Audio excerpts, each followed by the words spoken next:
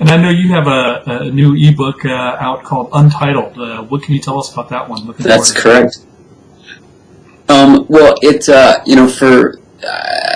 been making art in one way or another for roughly the last 15 years as an actor and as a performance artist and as a director and kind of all different kinds of things.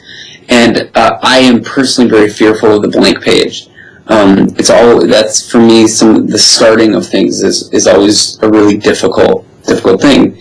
And that blinking cursor, kind of the dreaded, thing. And so for the bulk of that time, I have kept notes, kind of field notes, artistic notes, thoughts of, how a meeting went or how a project went well or how it didn't go well. And recently, in the last 3 years, started this blog that was kind of around those concepts.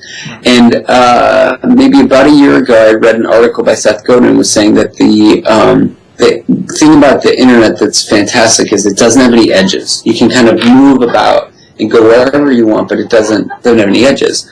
But the curse of that is it doesn't have any edges. There's no beginning or there's no end.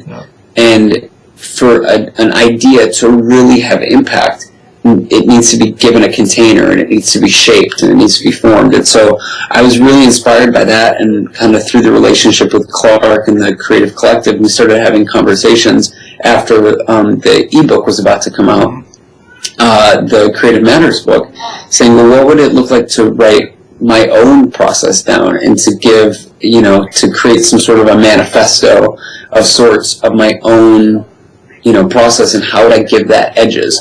And so it really started as a challenge to take this mass of writings and notes and look for patterns and themes and try and put them together into something that would be helpful.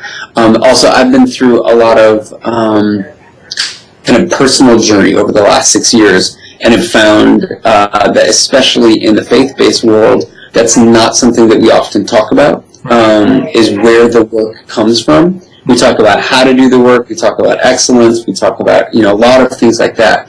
But we don't talk about fear very much. We don't talk about resistance, and we don't talk about where after you know how to fill a blank page, well, where does that stuff really come from, and how can you access that?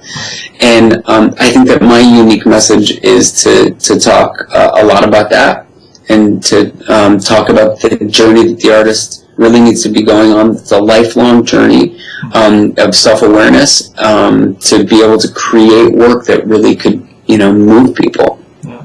And so all of those factors led to this book. It's just been released the last few weeks, and it's been a really exciting couple and scary couple of weeks.